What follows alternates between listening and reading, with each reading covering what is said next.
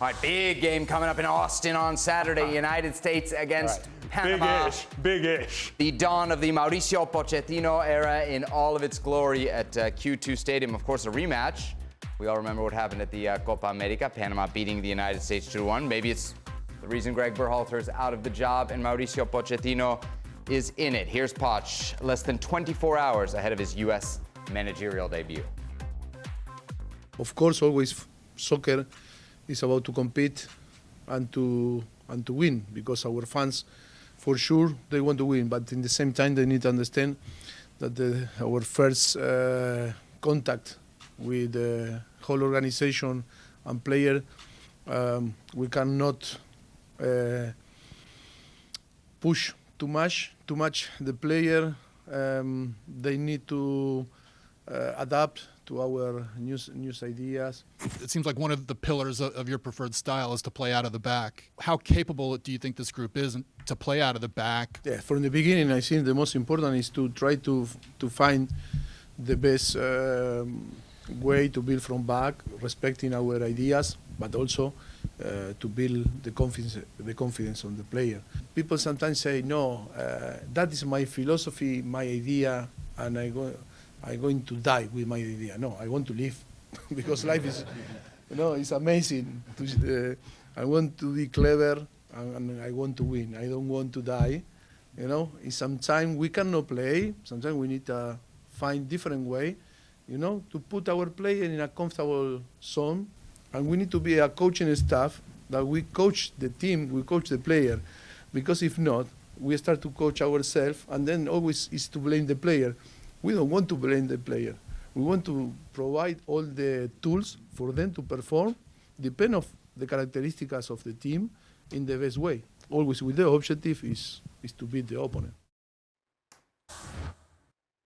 All right, Frank's still with us as we hear the words there from Mauricio Pochettino. But, Herc, I want to start with you here, because under Greg Berhalter, there was frequent complaints about the team trying to play out of the back. Yeah. So when he says there that they're not always going to play out of the back, is that music to your ears? It is. It is.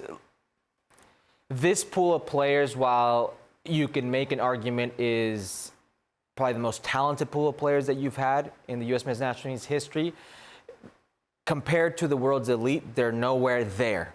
So you shouldn't try to play like the world's elite. And I'd make an argument that the most successful teams in world football, the Argentinas, the France, don't try to play like that either. They're pragmatic, they defend, they win the ball back quickly, they're quick in transition, they take their chances, they're very difficult to play against.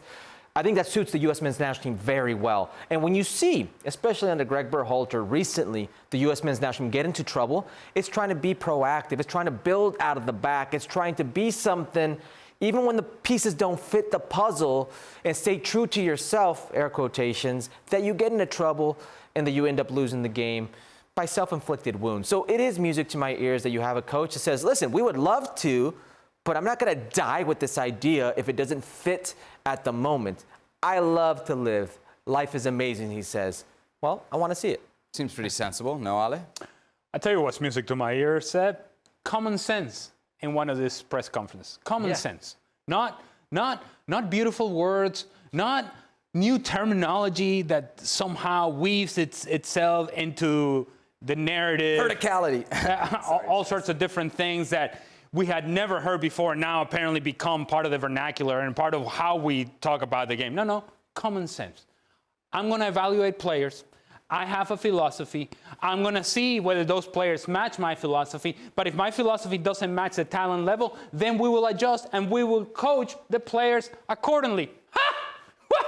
We will coach the players so that the players do the things that we're asking them to do in order to put them in a position in which they can be successful. To provide them with the tools for players to be successful, not to put them in positions in which they're going to struggle.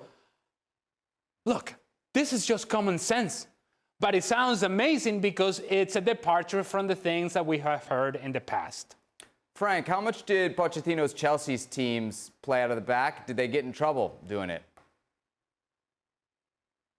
Yeah, they did. And he was kind of stubborn in that matter.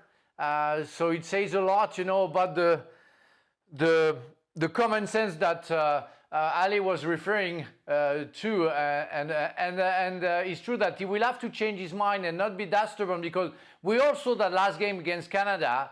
and the mistake that they made playing from the back.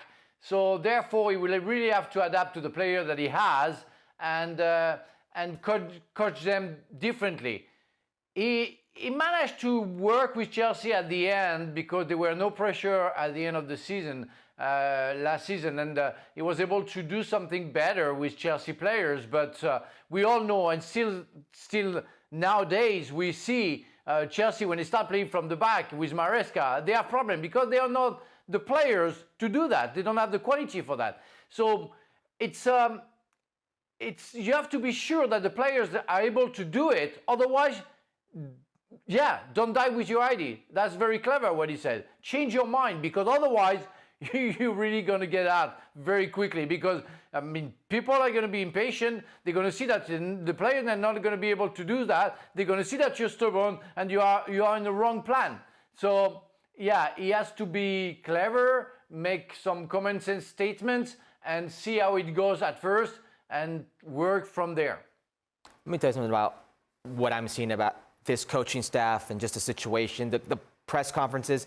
I don't know if it's he's read the room, he's been watching this U.S. men's national team and it's common sense to him, or he has somebody behind the scenes saying this was an issue.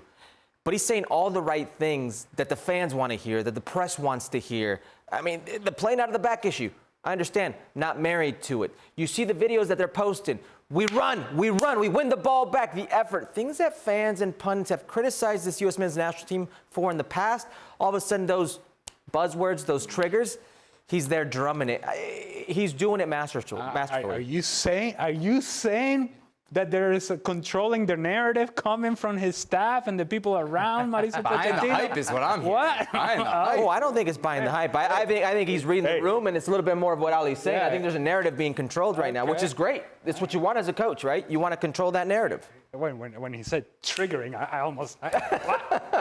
Okay, all right. We'll get our first look at where it matters most, which is in the games on Saturday in Austin at Q2 as the United States takes on Panama. Oh, Where's Ali? Where's Ali? not there. Oh. Thank the Lord.